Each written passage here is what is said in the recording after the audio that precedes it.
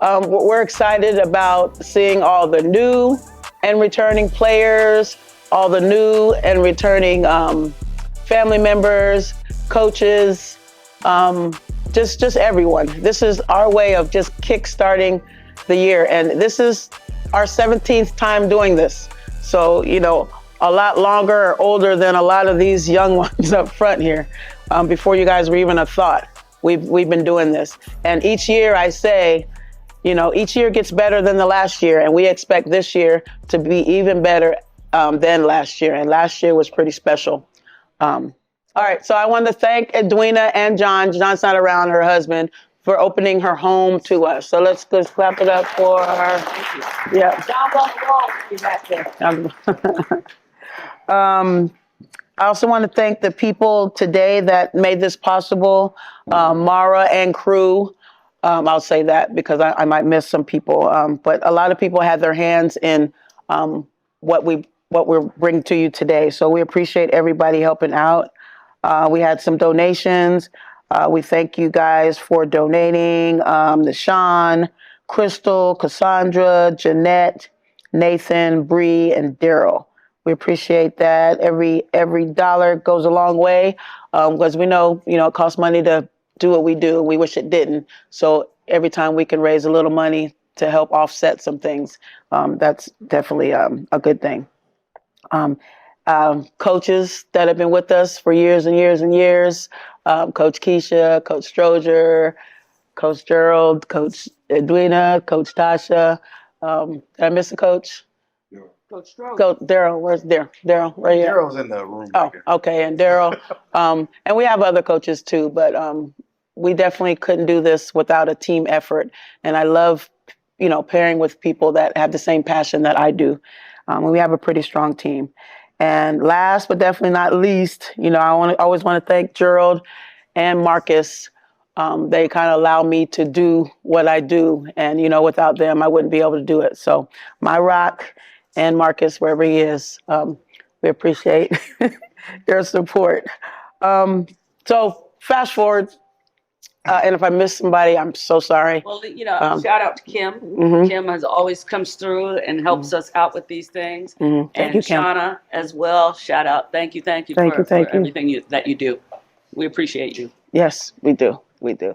So, 17 years ago, when Magic was just an idea, the plan was, we were going to take a group of girls, and I wanted to build something that I didn't have growing up. I played on AAU teams, et cetera, but I wanted to build something special that I had growing up. And then, with the support of Edwina, who's been with us, Stroger since day one, and Gerald, we put our heads together, and, it turned into this 17 years later, which is, developing college-ready players. And our focus and goal has always been to take kids where they are, help them develop, get them to be recruitable, and by the end, they have options where they play at the next level. And that's kind of what we live by, always. And I know you guys see a lot of the young kids here, and we take them as young as, what grade are you in? Second grade, right? All the way up to 11th grade. And it's a path. It's a path. If they come to us here, we want to make sure they're just having fun. Let's play for fun. That's our goal. And we really stress to the parents, appreciate the journey you're in, or appreciate the stage you're in. Because once you are playing for fun, that's one thing. Then you shift to competing and playing for T-shirts. That's another thing.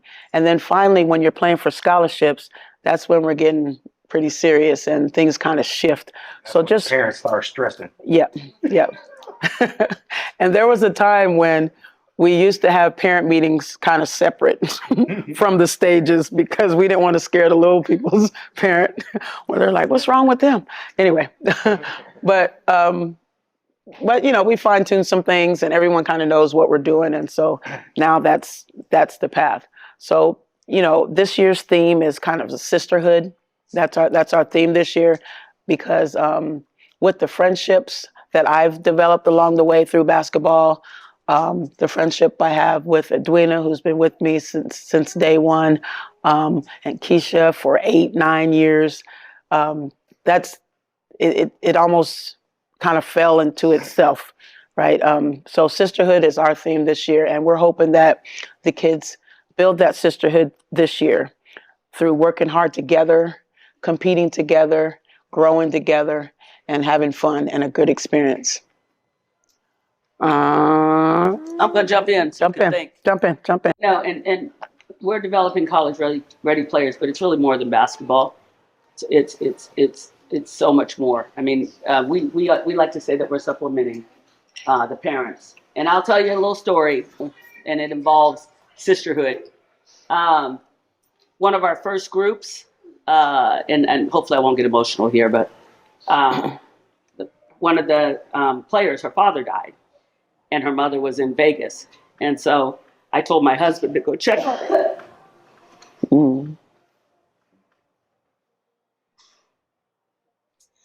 Anyway, my husband said Magic's got her. Magic's got her whole Magic team. The team she grew up with in Magic. You know, years later, when she was an adult now, they all dropped what they were doing, wherever they were, school, and they all went and they got her. And that's what we're building here. It's so much more than basketball, and it's so special. It's so special. Yeah, but my husband said Magic's got her. She doesn't need me. Yep. Which is, as Coach said, what we're doing. Yeah. Stop it. Don't start the meeting that way. Get the more emotional. I'm like, that was not in the script.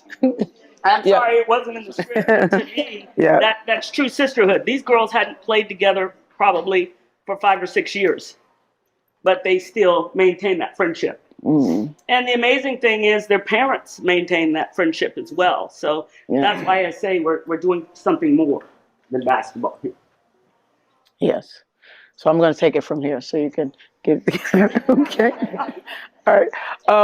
So, you know, some of you may or may not know kind of my journey, and I'll touch on it just a little bit because I always like to share. So then, first of all, you know me a little better, and then you understand and maybe can relate to what you're doing or where your player is. You know, basketball has always been a big part of my life. My first goal was to, I'm going to say this and then let me finish. But I wanted to be a cheerleader. I know, I have to get that out first. So my dad was in the military. We were stationed overseas, and I wanted to be a cheerleader. So we were in the middle of moving from one base to another. And so we were traveling, looking at a house, just kind of looking at the area. And I saw cheerleading tryouts. And I was like, I want to be a cheerleader. So that was a great opportunity. So I went and tried out. It was a 2-day tryout. We were there the first day. We told the lady that we won't be back. She said, oh, you made it. She's good. So I didn't have to try out the second day. So we come back a couple weeks later. I come to get my pom-poms. You know, there was some parent complaints that I made the squad and it wasn't there the second day. So they told me I could not be a cheerleader that year. Crushed. But the rule in my house, my parents' house, was you have to do something. So the only something left was a boys basketball team. So they signed me up for the boys basketball team, and the cheerleaders were cheerleading for that team. So they practiced anyway, and they practiced at the same time. So my mom, I get off the bus, I go to practice, I'm over in the corner pouting, watching the cheerleaders, not watching. One day it was 9 people, they needed another person to play. So I didn't want to be that person to ruin everybody's day. So I decided to play. I was half in it. I made a basket and everybody was like, wow. And then I was like, hey, that felt kind of good. So I did not look back. I was in 5th grade then, playing with the boys in Japan. 5th grade boys, 6th grade boys, 7th grade boys, 8th grade boys. They didn't have a girls team. And it wasn't until I came back to my station back in California that I finally played for a girls team in 9th grade in high school in California. So you were phenom by then. I was pretty good. I was pretty good. Yeah, I was pretty good. So in ninth grade, I made the JV team, but the varsity coach hadn't seen me yet. So they saw me and then moved me to the varsity team. I didn't really want to play, but I wanted to play with my friends. But, my parents said, the coach said, you need to be here. So I need to be there. So I went there, and we didn't win much the first year, but by the second year, we weren't losing by, we were losing by 60 my first year, probably, then by 30 my second year. But by my third year, we were then winning games. Same team, same coach. We were winning games. And then by my senior year, I think we missed state by 2 games. So, and if you've been with Magic, you kind of know that we start at a certain point, we stick with it, but we get better and better and better. So if we're losing in 5th grade, in 6th grade, we're competing. In 7th grade, we're kicking butt. In 8th grade, now they can't touch us. It's kind of how I've lived and how I know how to work with what we have. And that's kind of our theme from basketball. And I'm going to jump in here because I had the honor of going back to Antioch, California when Vanessa was inducted into their Hall of Fame. And her high school coach spoke, and her high school said, Vanessa was really the coach. So these girls weren't good, and Vanessa worked with them all summer. Same group of girls, and got them good enough to almost get the state title by the time they were seniors. And so her coach spoke quite a bit about that, how Vanessa was the type of athlete that she was coach on the floor, always made everybody better. And so Magic is really a continuation of that. Absolutely. Absolutely. And I really didn't know how good she was until that induction. Until the induction. I didn't really know how good she was. I'm married to her. I told them. I said I was pretty good. I was pretty good. When they start saying all these accolades that she did, and I was like, you never talked about none of that stuff. And wow, she was that. Yeah. She was the highest scorer, boys and girls in the high school. Boys and girls. I was pretty good. Still holds records. With the Ducks, right? No. University. She got a few records at Oregon State. Yeah. Yeah. So I'm like, wow. Well, still. So fast forward, and they didn't have a 3-point line until my senior year. But I'm sharing all this because I want you players to relate to kind of where you are, where I was, and where you are, and where you could be, and where you could go. And even going into the recruiting phase, when I was a senior and getting recruited by all the Pac-10 schools back then, all the other Long Beaches and all the UWs, everyone, I could go anywhere. I chose Oregon because they lost their point guard.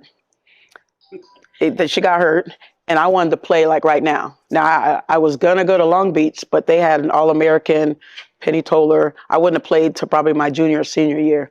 So I say this to the older kids when you're thinking about, going to the next level, your options. Think about, it's okay if you want to go and you want to play under someone and then be ready when your number's called. Or, you can choose, the path that I took, which was I wanted to play right now and have that experience. And I played as a freshman and yep. So that was my goal. So I just wanted to share that with you because I don't get a chance to share with you because once I get in the gym, I'm focused on max and slice and flip and scrape and all that stuff. Circle now. Everybody should know circle. Circle's a great play.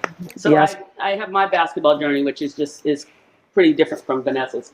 I won't tell you guys how old I am, but Title IX, anybody here know what Title IX? We celebrated it last year. Y'all forgot already. 50 years of basketball. Yeah, so Title IX is where it became a federal rule that you had to spend equal amount on the girls' side as you did on the boys'. So if you were giving 3 scholarships on the boys' side, you had to give 3 scholarships on the girls' side. It was a game changer for women's sports. And my own Title IX story, I am your history. So my own Title IX story is I wanted high-top tennis shoes. And my dad said, nope, you can't have high-top tennis shoes until I see another girl in high-top tennis shoes. And so a year later, hadn't seen a girl, Title IX came, I said, well, Dad, Title IX. My brothers have high top tennis shoes, so I should be able to have high top tennis shoes. And I got my high top tennis shoes. They were the hard shell Adidas. You know what I'm talking I remember about? those. Yeah. They don't know, but parents know. Parents know. So, but imagine this: they didn't make shoes for girls, right? They didn't make shoes for girls. So that was the next hurdle. I had to wait. Finally, my dad took me to my dad, who was stationed at Fort Lewis. We went to the PX, and we finally went to the boys section and was able to get me my high top tennis shoes. So you can imagine how it felt for me when we went to Washington, D.C., and they did the girls' tournament in the convention center. And there were 200 courts filled with girls. Mm. I just stood in the middle of that. And I, too, had to play on a boys' team when I first started. There were no girls' teams. And when Vanessa's mom played, they did it like soccer. Yeah, you had 3 on offense and had to stay on that side of the court and 3 on defense.